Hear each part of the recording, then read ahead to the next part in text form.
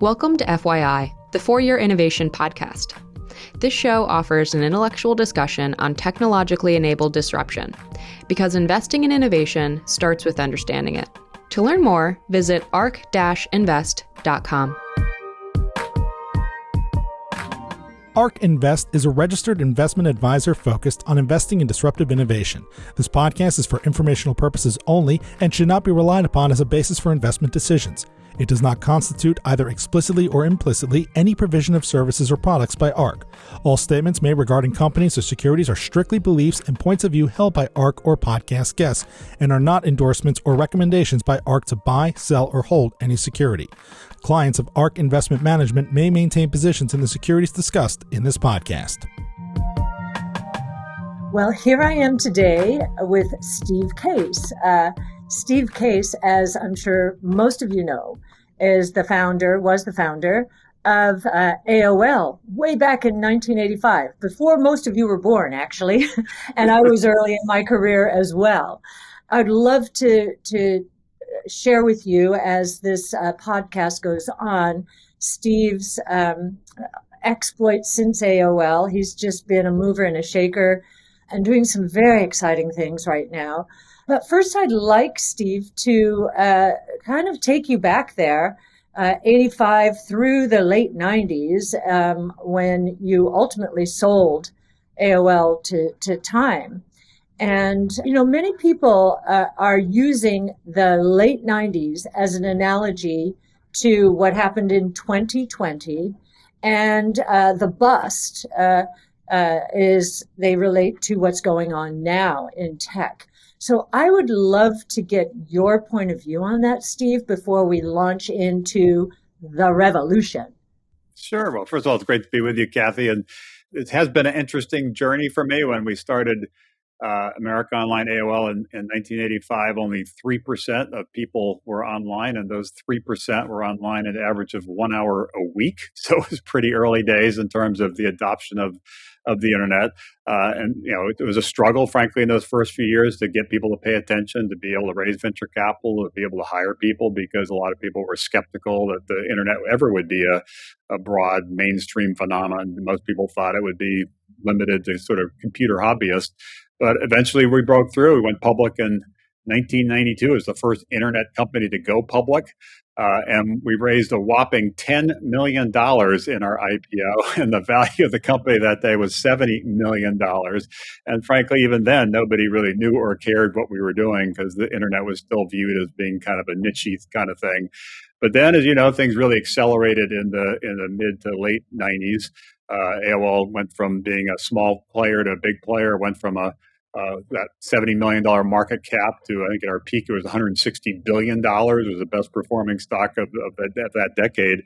And that's when we merged with Time Warner in 2000. And then I stepped aside as CEO and started focusing on my next act, which ended up evolving to be Revolution, to invest in the next generation of founders, and particularly the rise of the rest, backing entrepreneurs in different parts of the country. In terms of the second part of your question, the comparison between what happened 20 years ago and sort of the market reset more recently, I think there's some things that are similar and some things that are different. I think the things that are similar, in some cases, the valuations of some companies did get a little ahead of themselves a couple of years ago. And after a 13, 14-year bull market, it wasn't surprising that there would be a little bit of a reset.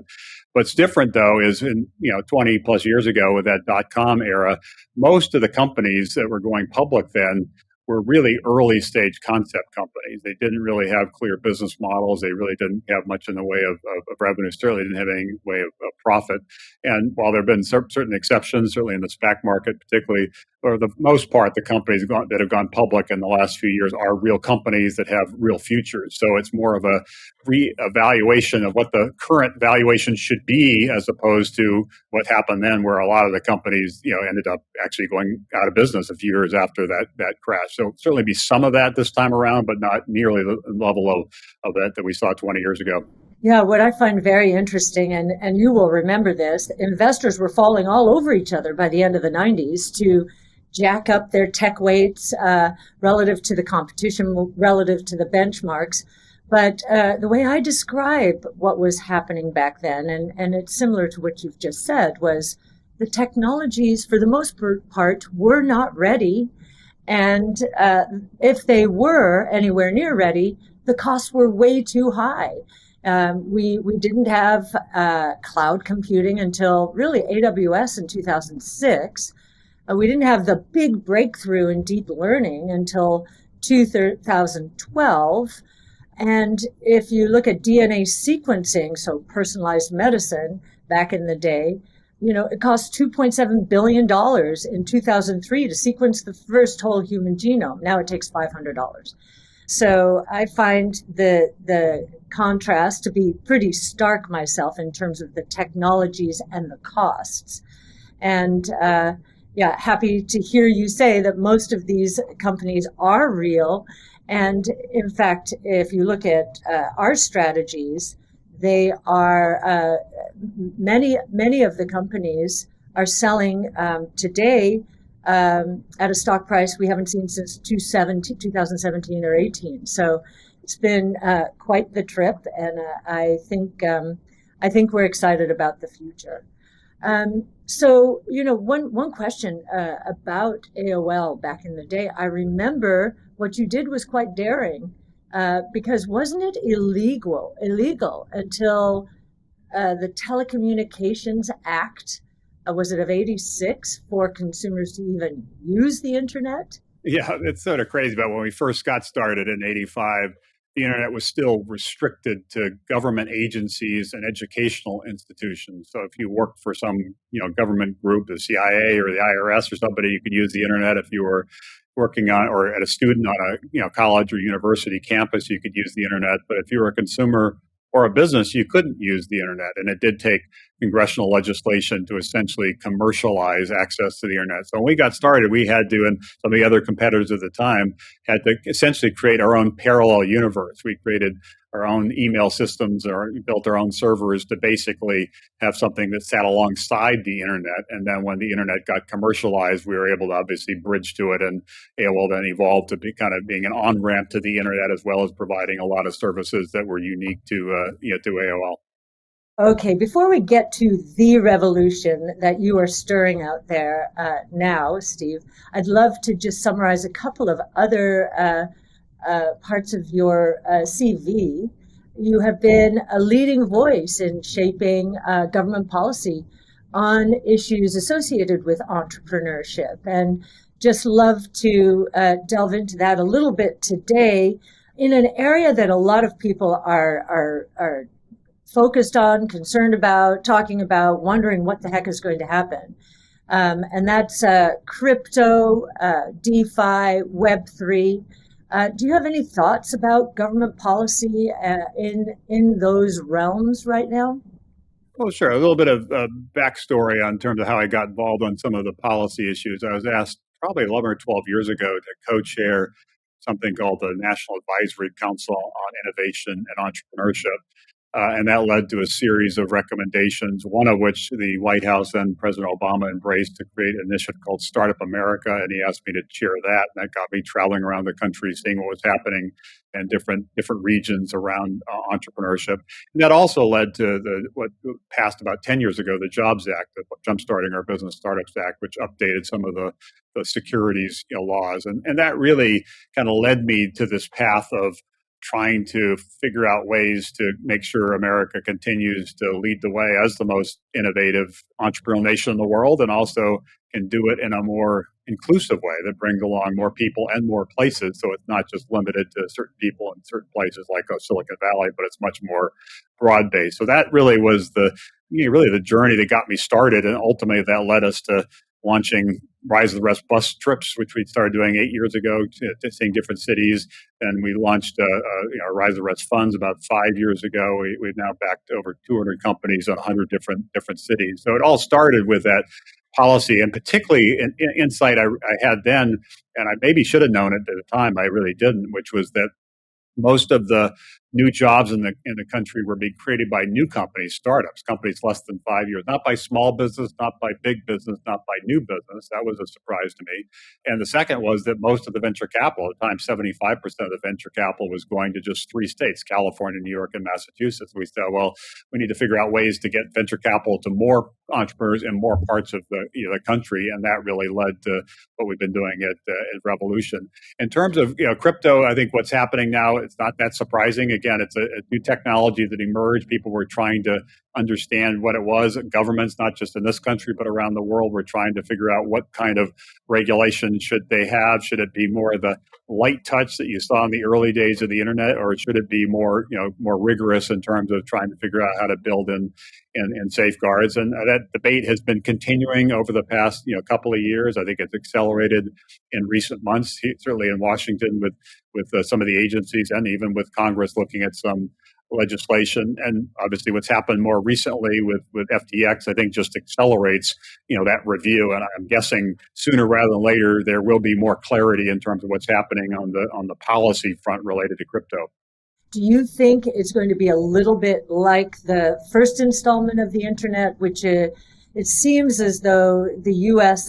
from a policy point of view, wanted to encourage innovation and not basically leave it to regulatory arbitrage with other countries stealing the mantle or the baton from us? Do you think that's where we're going this time around as well? Because this really is the next generation internet, right? Yeah, I'm guessing it will be a little bit more than what we saw 20 years ago, because that was the emergence of a technology that started with very limited use. I mentioned when we got started, only 3% of people were connected. Very little capital being invested in it. Our first round of capital for AOL was $1 million because crypto kind of came on the scene so quickly, and the amount of capital that's been invested and the number of people who've been investing in it is so much broader. And there have been now these challenges and setbacks, including what's happened obviously with FTX. I think it will be more than a light touch. Exactly how far the government goes, I've not been specifically focused on those issues. I don't have an update in terms of what they're thinking, but I'm guessing it will be somewhat more than what we saw 20 years ago when the internet was still in its infancy. Not many people were using it. Not many people were investing in it. But you're right. The challenge always is to make sure you kind of do things to protect people, and in this case, protect investors, keep bad things from happening, but at the same time, you don't squash what could be possible, limit what could be possible, and that's always the balancing act. You also want to make sure while you're protecting against the downside, you're also maximizing the upside, and particularly maximizing the ability for America to lead the world in some of these technologies of the future and industries of the future. So it's certainly tricky to figure out how to strike the balance. Yeah, I think the balance is going to be really important. But I agree with you. The information age, bringing money into it, into packets moving around is a little bit more serious in terms of protection of investors. And then just two other points from your CV that I found very interesting: that you chair the Smithsonian Institute. Or institution, and then you also have Case Foundation, your Case Foundation with your wife Jean, where you focus on leveraging the internet and entrepreneurial approaches to strengthen the social sector. One of the things that I love about innovation is it is a great leveler. There are people who have very advanced degrees who could not find a course on crypto in the day. And so our analysts who are basically native to it could run circles around them just because the knowledge wasn't there before. This is a new movement. And even my father had a sixth grade education, but came to the United States, got into the American Air Force at the dawn of the electronic age, and made it his business to become an expert in radar systems, a design engineer. And he had a life in the land of opportunity that he was dreaming of, and that really did deliver, but it was because of innovation. So I love what you're doing both at the Smithsonian and with the foundation. But I'd love to hear your thoughts on this idea of the great leveler, and then we can get into the revolution, your revolution company. Yeah, no, it's a great honor to be the chair of the Smithsonian. It's an organization that was started 176 years ago. It's the global leader in terms of a museum complex. We now have 21 museums, as well as significant research operations around the country, indeed around the world. And it is one of the institutions that is really respected by everybody. It gets bipartisan support from Congress. We get 30, 40 million visitors to our various museums. And it really inspires people about what's possible. And I remember when I was a teenager coming to Washington, D.C., and it was 1976. I just graduated from high school, and that was the year the country was celebrating its 200th birthday. And that's the year, also the summer, that the Smithsonian opened for the first time its Air and Space Museum that's become the most popular museum now in the world. We just actually reopened it a couple of months ago. I was there for a number of the new exhibits that have been reopened. We reopened part of it. We're reopening the rest of it actually 4 years from now when America celebrates its 250th birthday. And we're doing that in part because of a very generous grant from Jeff Bezos, who made a $200 million commitment to the Smithsonian specifically around air and space and building of the Bezos Learning Center. So the Smithsonian is a great institution, proud to be part of it. And one of the key areas of focus ties in with some of the things you're focusing on, which is we don't just want people to come to us at the Smithsonian. We want to go to them. We want to take the Smithsonian to every home and classroom and embrace new technologies to enable us to do that. And we're making some progress on that. I expect that to continue in the years to come. Also, you mentioned my wife, Jean. She is chair of the National Geographic Society, which is another great institution over 130 years. It's really the global leader in expedition and has also been a great innovator in digital technologies. Nat Geo actually is the leading digital brand on Instagram and many other platforms because of the popularity of their photography and how that brand resonates. So while most of my focus is on revolution, backing the next generation of entrepreneurs, obviously I do spend some time trying to figure out ways to give back, and that includes the Smithsonian and National Geographic. That's a very nice setup for a discussion about Revolution, your company based in DC. I know you have three venture funds effectively. So maybe you can talk a little bit about those and why you started the company. You've touched on it a bit, and maybe talk a little bit about your book and how people can go into a little bit more depth behind your thinking. Well, Revolution evolved a little bit when I did step down as CEO of AOL, which was, as we discussed, over 20 years ago. I started making some investments in some new companies, and then started making more investments, and then built a team to manage that.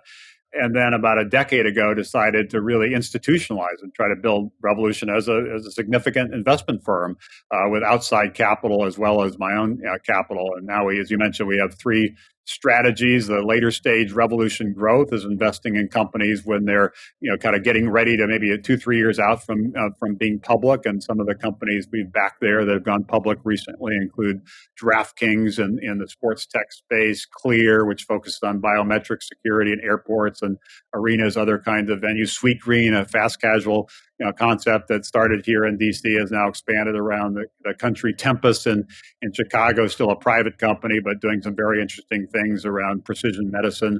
So those are some of the companies in our Revolution growth portfolio. We also have a venture fund focused on more classic kind of Series A investments when companies are trying to raise, call it $5 or $10 million to get to the next stage. And then the more recent addition, just about 5 years ago, was the Rise the Rest Seed Fund. And we decided to launch the Seed Fund specifically to focus on investing outside of the major tech hubs, the Bay Area, the New York City area, the Boston area, which still gets most of the venture capital in this country. And so the Rise Rest Fund partners with regional investors. So far, we've co-invested with over 300 regional venture firms, and we've made 200 investments in 100 different cities.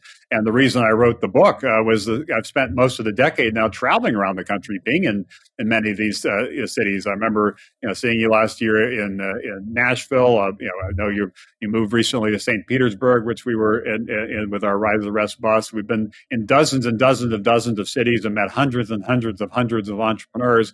And it's a story about innovation in this country that most people are not aware of. Most people still are focused on what's happening in Silicon Valley and not focused enough on what's happening in other parts of the country. So the goal of the book was to open some eyes in terms of what's happening, maybe inspire some entrepreneurs in some of these cities to start companies, maybe encourage some investors on the coast to pay more attention to what's happening in other parts of the country. Hopefully also launch some new venture firms. One of the most positive things that's happened in the last decade is we did a joint project with PitchBook about a year ago called Beyond Silicon Valley.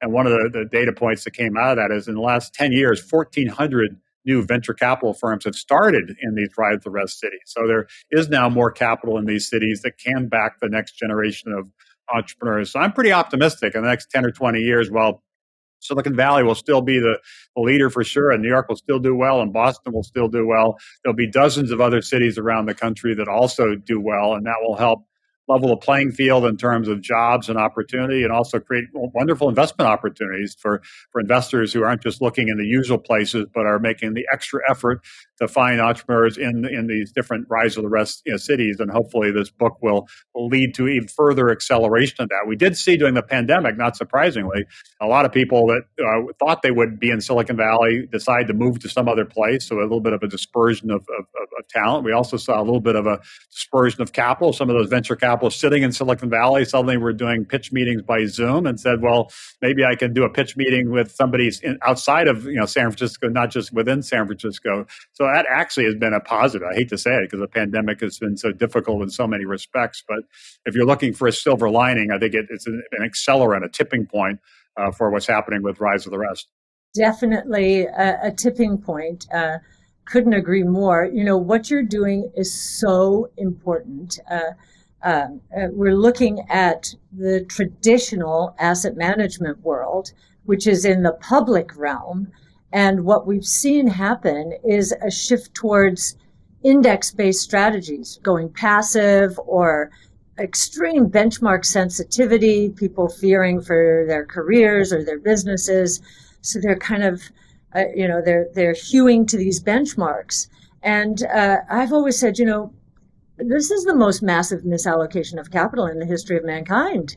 This is a very backwards looking strategy. The companies at the top of many of these broad-based benchmarks now are being disrupted. They used to be the disruptors. So Meta Platforms, formerly Facebook, is one of them. Netflix, even to some extent, Apple now, Amazon with social commerce. So, I have been very discouraged over the last 20 years, especially since the tech and telecom bust, and even more so since 08-09, at this accelerated shift towards passive investing. Now, tried and true is okay if the world's not changing very much. But, what we believe is going to happen is we're shifting from a linear growth world into an exponential growth world, with 5 major platforms.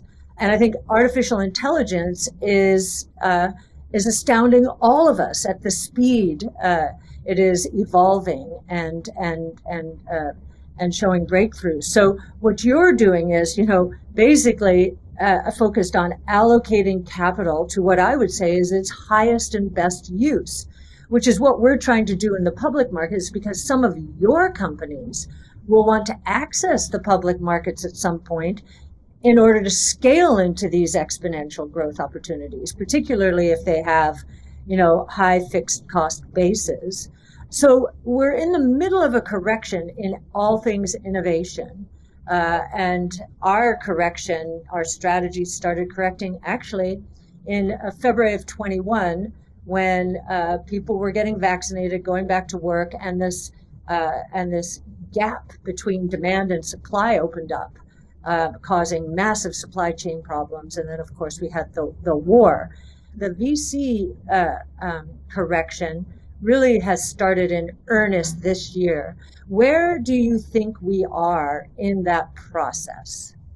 Well, a couple of things. First of all, just as you said, in terms of your strategy around the public markets and looking for sort of something that's maybe a little bit contrarian, which is the way you generate the best returns. That's essentially what we're doing with venture capital. The idea that 75% of venture capital, as I said before, goes to just 3 states is crazy. Those are great states. California, New York, Massachusetts, there's great innovation happening in those states. But the other 47 states just getting 25% of venture capital is a poor allocation of capital. And it's kind of based on history where venture capital started in those cities. And obviously there's a lot of been success in those cities. But we think this next wave, this next 10 or 20 years, will be far more companies in different cities. And that's why I wrote the book and profiled a bunch of companies. I'll just give you a few examples. In Atlanta, there's a company called Hermes that's building a Mach 5 engine, and they basically get from Atlanta to Europe in 90 minutes. And the Air Force, not surprisingly, a big customer. The Air Force likes to move things. And most people would think a company like that must be in Silicon Valley. No, it's in Atlanta, Georgia, because Atlanta happens to be an aerospace hub, and Georgia Tech happens to be one of the best universities in the country that's focused on research technologies there. And as you know, some of the very best research universities in the country are not just on the coast, they're in the middle of the country. Some of the most important national labs doing some of the fundamental basic research similarly are in the middle of the country. So that's why we think there'll be so much momentum that's building around the rise of the rest and what is now sort of an arbitrage where, because it is harder for entrepreneurs in places like St. Petersburg to raise capital than if they're in San Francisco. The valuations tend to be lower, particularly at the earlier rounds, and then over time as they get more success, and certainly when they go public, that arbitrage, if you will, closes. We think that will be one of the big mega trends over the next 10 or 20 years, where more capital goes to more entrepreneurs in more places, and that's what we're trying to drive with Rise the Rest. In terms of the venture capital market more broadly and the reset, and not surprising, the first place you saw that reset with the growth funds, which pulled back some of the really active funds a couple of years ago, like a Tiger Global, Co2, and some others really pulled back, in some cases pulled out completely. SoftBank also pulled back with some of the big mega investments they were making several years ago. So that was the first place you saw it. Now we're starting to see some of that correction in the more the venture space, where companies are doing kind of extension rounds. They don't necessarily want to raise a new round that might be a down round, so they're trying to figure out ways to manage their cash so they have a longer runway, and you typically do insider rounds with terms that don't force a reset. We haven't yet seen that kind of reset really to any meaningful degree in the seed stage, because that still is early when the valuations are still pretty modest. They always have been pretty modest, so there's been less of a correction there. But there's no question that after a number of years of really more than a decade of a really strong market in terms of venture capital, where valuations in some cases were getting well ahead of what they should have been, there has been a reset, and everybody's had to kind of pull back and reassess. One of the lessons, though, going back to our earlier conversation from 20 years ago with what happened with the internet, kind of boom and then bust, some people walked away from that thinking, oh, I guess the internet was just a fad.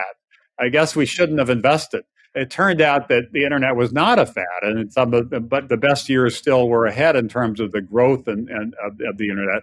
There was just a reset in terms of some of the valuations. Some of the companies turned out to not be good investments. Some of the valuations of some of the companies at the time turned out to be excessive, but the basic trends were still there. And the smart investors were the ones who, even though they likely got hurt when the Dotcom crash happened, and many companies even went bankrupt, that they continued to invest and then were able to benefit from the growth of the internet and the new companies that emerged in that phase. I think we'll see some of that in the coming years. We expect it to be not just in the usual places like Silicon Valley, but in cities all across the country. Yes, so lots to unpack there. I'm going to give a shout out to St. Pete and the Tampa Bay region generally. I did not know until we moved here that USF, the University of South Florida, is an R1 school, known for its research. And so that school is becoming a part of our evolution here, and the evolution of a foundation that I set up around education through the lens of innovation, repurposing ARC's research, making it age appropriate.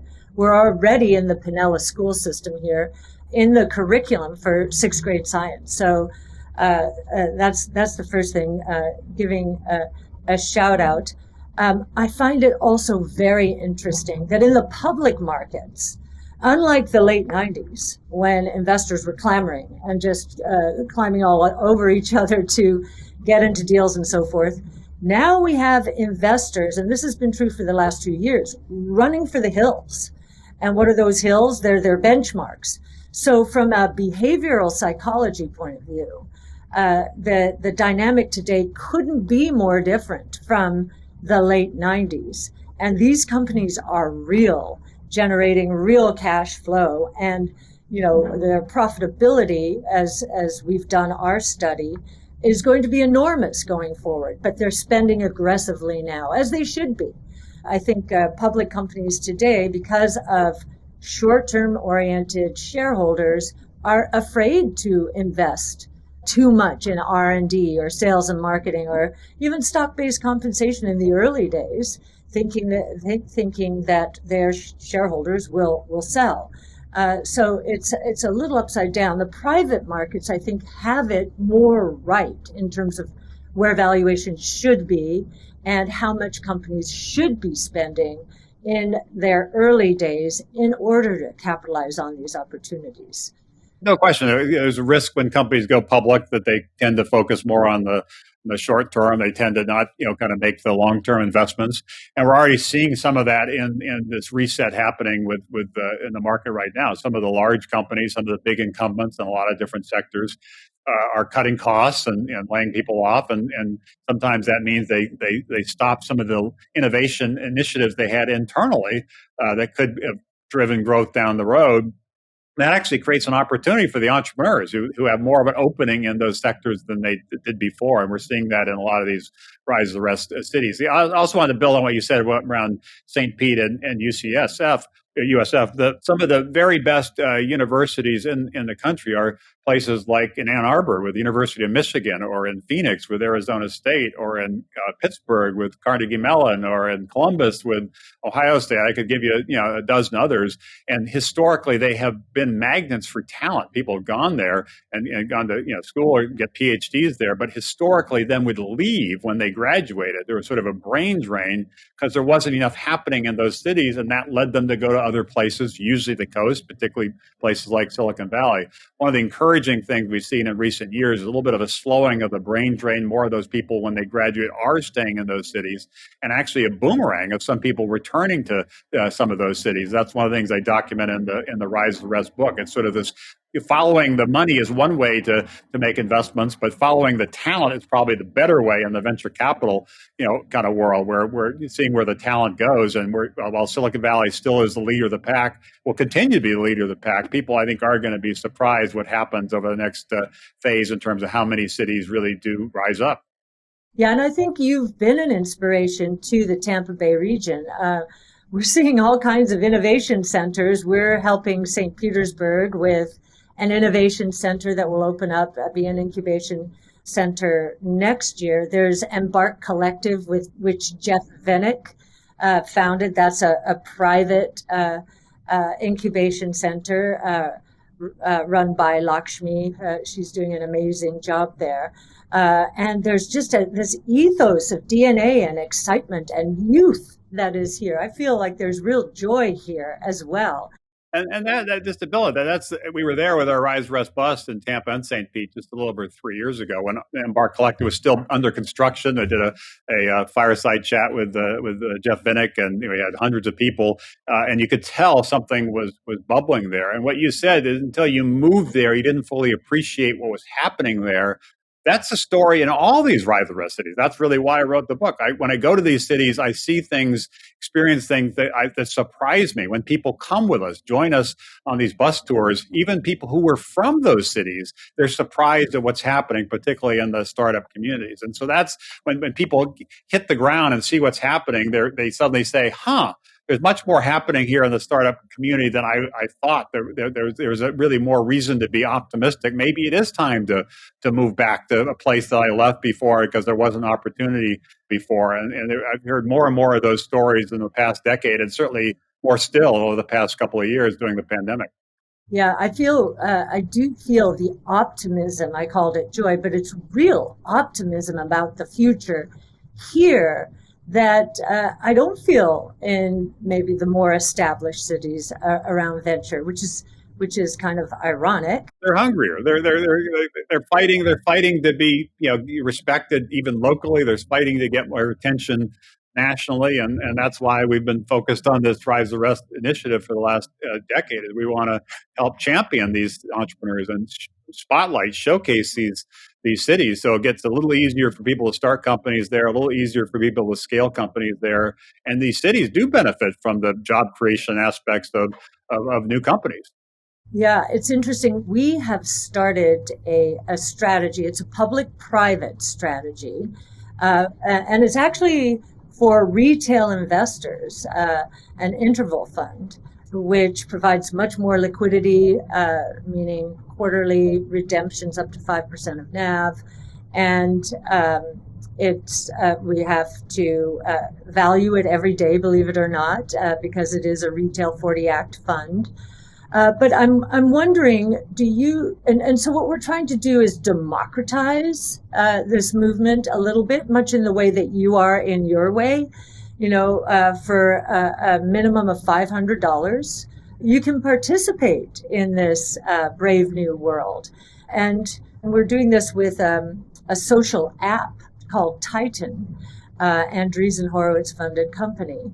And we're seeing a steady inflow because I think people are excited about the opportunity to get in on some of these exponential growth trajectories very early on. So we're trying to facilitate that. I'm just wondering, in terms of the various stages of venture that you're involved in, where do you think there are the biggest inefficiencies relative to the traditional VC world? Well, I think a couple of inefficiencies. One we've been talking about, which is this geographic disparity, where because it's harder to raise capital, the classic supply demand, the valuations of a company in St. Pete would be lower than if that same company with the same team, with the same business model, with the same revenues were in San Francisco, just because there's fewer people trying to find those companies in St. Pete, and there are a lot of people trying to invest in those companies in San Francisco. So that's one disparity. Another disparity is in the earlier stages of venture, particularly seed and also the venture stage. There is much more of a because the market is much less efficient for the reasons I mentioned. As it gets later and people are raising $50 or $100 million and their valuations are $1 billion or more, still not public, it's sort of a late stage private valuation, the market tends to be more efficient then because there are more people willing to write those larger checks, even if the company is in one of these rise the rest cities. So over time, I think like any market inefficiency, that those gaps will close. But right now, the early stage of venture, particularly in the rise of the rest cities, there's the biggest inefficiency. And do you see differences in terms of companies that are going to need some heavy lifting in terms of fixed assets relative to, this notion of viral apps that will enjoy the network effect? Is there discrimination there, do you think? Yeah, no, I think it's always been more difficult to raise, capital for a company that needs a ton of capital. It's sort of, if it's one thing to raise it for a, software company, which with a relatively small team can build an app or some kind of software platform and then, kind of start, marketing it. The market has gotten better at that in the last, kind of decade than it was maybe 10, 15 years ago, particularly in spaces like climate tech. There's a lot more investment in sustainability than there was a decade ago, in part because some of the early venture bets going back 15, 20 years ago in the climate space didn't work out too well. The returns were not what people hoped because the companies took longer to develop and required more capital. I think there is now a lot of capital going into that space, and even some government policy, including some of the legislation that passed Congress the last few months, is helping accelerate some of the funding around some of those new technologies, some of those new industries. I think that's going to be a real positive.